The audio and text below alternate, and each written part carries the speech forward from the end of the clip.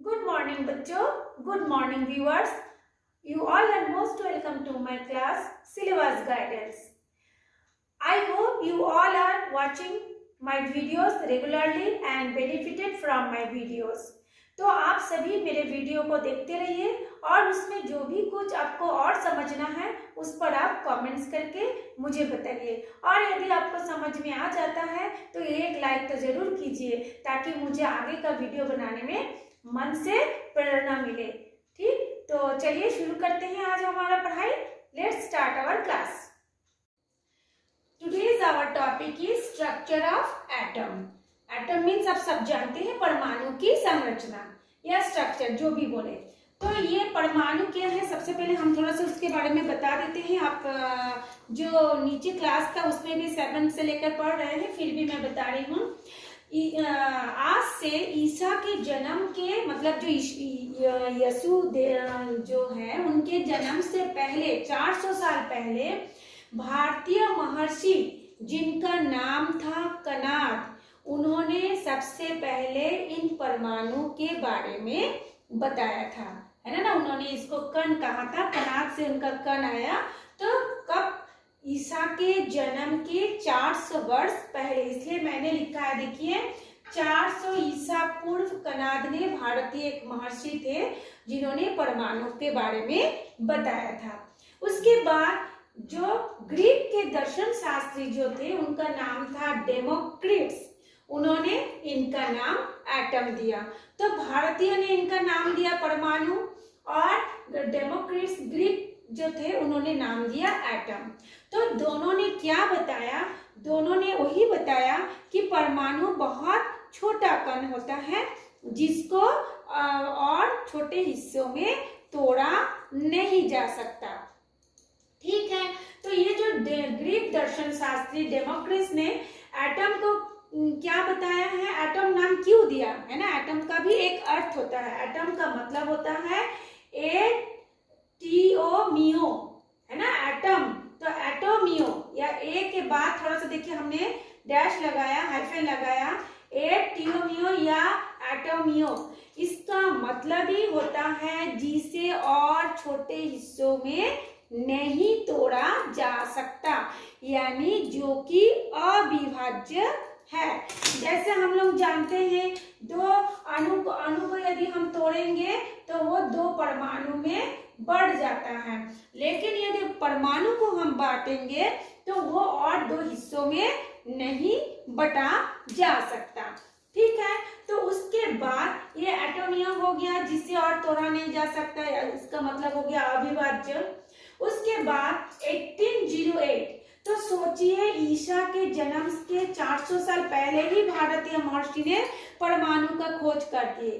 ठीक उसके बहुत सालों के बाद, मतलब लगभग 2200 साल बाद, यानी 400 उधर और इधर 1808, है ना, यानी 2200 वर्ष के बाद जॉन डाल्टन ने द्रव्य के संरचना के आधार पर उन्होंने भी सबसे छोटे कणों को एटम कहा। उन्होंने भी कहा कि एटम अविभाज्य है, मतलब वो सबसे छोटे कण है, इसको और छोटे कणों में तोड़ा नहीं जा सकता।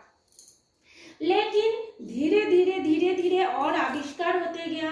फिर आविष्कार में ये बताया गया कि हाँ, परमाणु सबसे छोटे कण होते हैं, उसको और टुकड़ों में बांटा नहीं जा सकता, परंतु वो भी उसका भी 3 भाग होता है।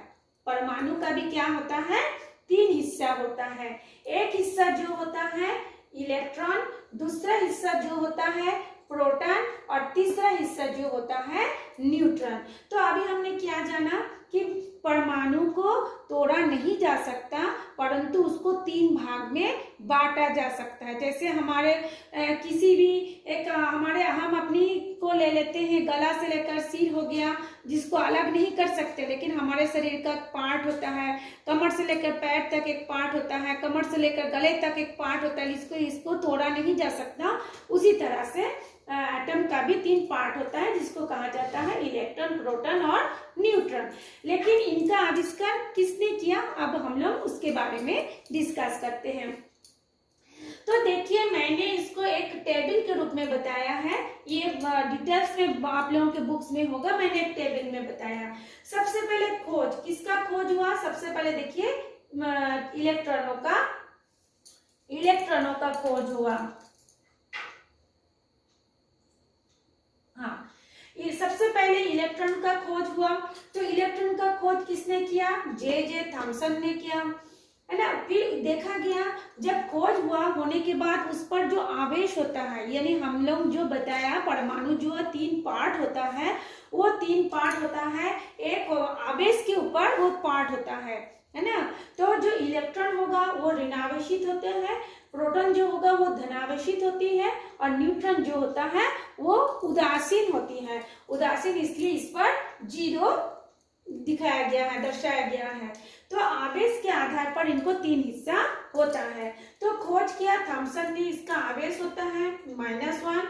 आवेश की मात्रा जो होगा ये देखिए 1.60 इंटू 10⁻⁻19 कूलम होता है। और इसका द्रव्यमान कितना है? इलेक्ट्रॉनों का द्रव्यमान कितना है? 9.10 इंटू 10⁻31 किलोग्राम। ये 10⁻31 का आप लोगों को एक बार और मैं बताई थी, फिर मैं बता रही हूँ। यानी 10, ये जो 10 है, यानी 9 ये जो 10 है उसके नीचे हम 1 के बाद 31 0 लगाएंगे, है ना। तो फिर अगर इस 31 0 को हम लोग यदि ऊपर में एक लाइन में लिखना चाहे तो फिर वो इन्वर्स हो जाता है, यानी माइनस हो जाता है नीचे से जब वो ऊपर चढ़ता है। जैसे हम लोग ऐसे लिखते हैं ना, 1/100 लिखते हैं। तो इसको जब एक लाइन में लिखना होता है तो कैसे लिखेंगे?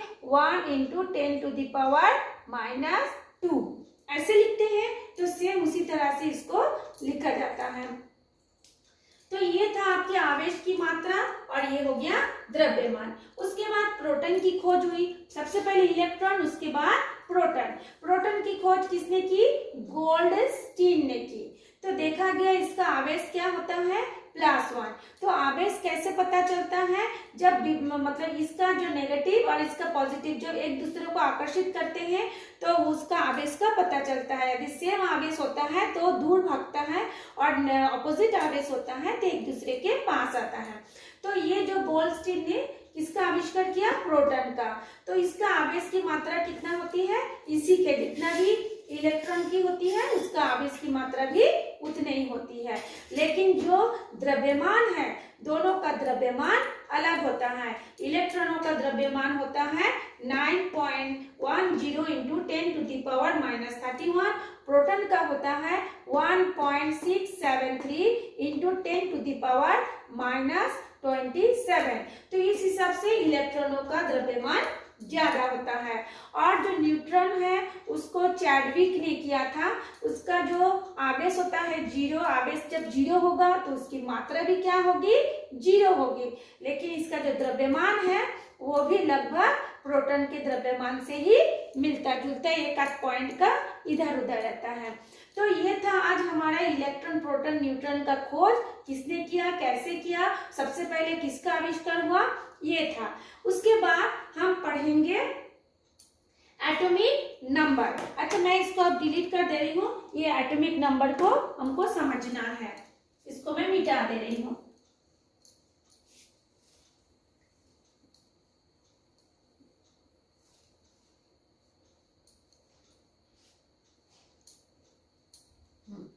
ये था हमारा कण के बारे में। अब हम लोग एटॉमिक नंबर के बारे में पढ़ते हैं।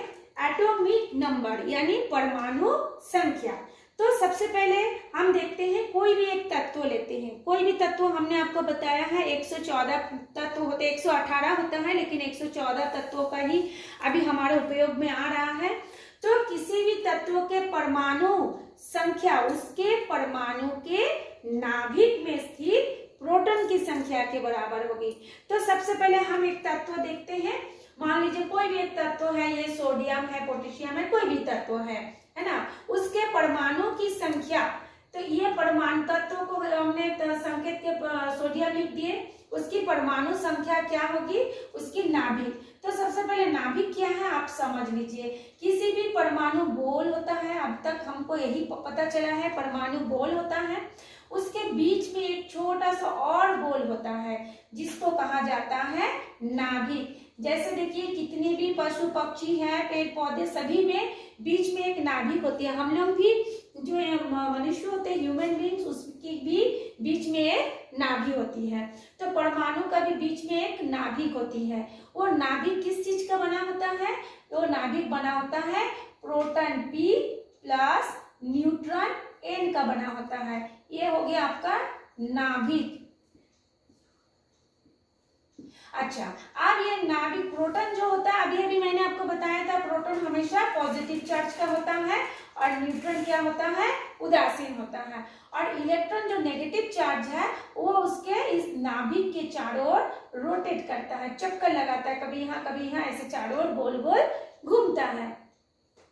अब क्या होता है, ये जो प्रोटॉन जो पॉजिटिव चार्ज है और इलेक्ट्रॉन जो नेगेटिव चार्ज है, आवेश है, वो एक दूसरे को अपनी ओर खींचता है। इलेक्ट्रॉन प्रोटॉन को खींचता है, प्रोटॉन इलेक्ट्रॉनों को खींचता है, जिसके कारण ये एक दूसरे के से दूर नहीं हट पाता। उसी परमाणु में ही वो चक्कर, इलेक्ट्रॉन जो है चक्कर लगाते रहता है।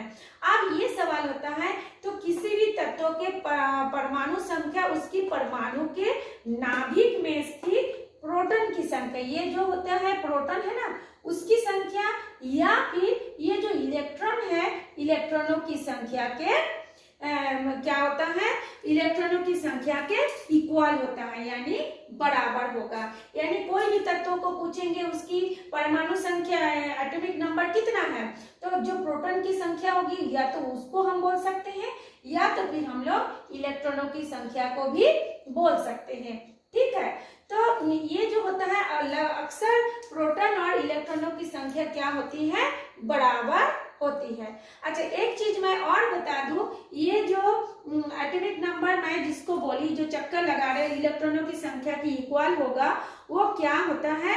वो तभी, मतलब क्या बोलते हैं, परमाणु न्यूट्रल तभी होगा जब एटॉमिक नंबर इलेक्ट्रॉनों की नंबर के ऊपर निर्भर करेगा, है ना।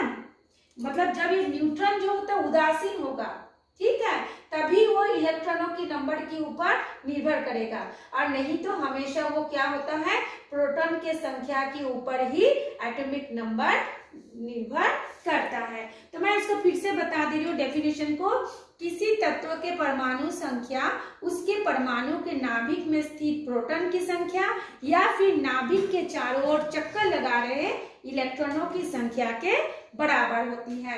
इसे क्या करते हैं? इसे Z से दर्शाते हैं। जैसे कि एटॉमिक नंबर को किससे दर्शाते हैं? Z से दर्शाते हैं, है ना। तो एटॉमिक नंबर Z बराबर क्या होगा? या तो नंबर ऑफ प्रोटॉन होगा, या फिर देखिए मैंने लिखी हो, एटॉमिक नंबर Z बराबर नंबर ऑफ प्रोटॉन या फिर नंबर ऑफ इलेक्ट्रॉन होगा। दोनों में से कोई एक संख्या को हम लोग बोलेंगे एटॉमिक नंबर। जब परमाणु न्यूट्रल होगा तभी केवल एटॉमिक नंबर जो होगा इलेक्ट्रॉनों की नंबर के ऊपर डिपेंड करेगा। जब परमाणु क्या होगा? न्यूट्रल होगा, है ना। या तो फिर जब न्यूट्रल नहीं होगा तब वो केवल इस प्रोटॉन की संख्या के ऊपर ही एटॉमिक नंबर डिपेंड करेगा। ये बहुत बारीक चीज है। कभी कभी ये जो आप लोग हाई लेवल के जब एग्जाम देने जाओगे, क्या बोलते हैं कि NIT में, नीट में या मेडिकल लाइन में कोई भी एग्जाम देने जाओ, तब पूछा जाएगा कि ये कब निर्भर करता है, जो एटॉमिक नंबर जो है इलेक्ट्रॉनों की संख्या के ऊपर कब निर्भर करता है। तब आपको ही बोलना पड़ेगा जब परमाणु न्यूट्रल होगा, माने उदासीन होगा, तभी केवल एटॉमिक नंबर जो होगा इलेक्ट्रॉनों के नंबर के ऊपर डिपेंड करेगा। अदरवाइज ये हमेशा नंबर ऑफ प्रोटॉन पर ही डिपेंड करेगा। तो ये था हमारा एटॉमिक नंबर। अब हम लोग पढ़ेंगे एटॉमिक मास। चलिए अब हम लोग एटॉमिक मास पढ़ते हैं।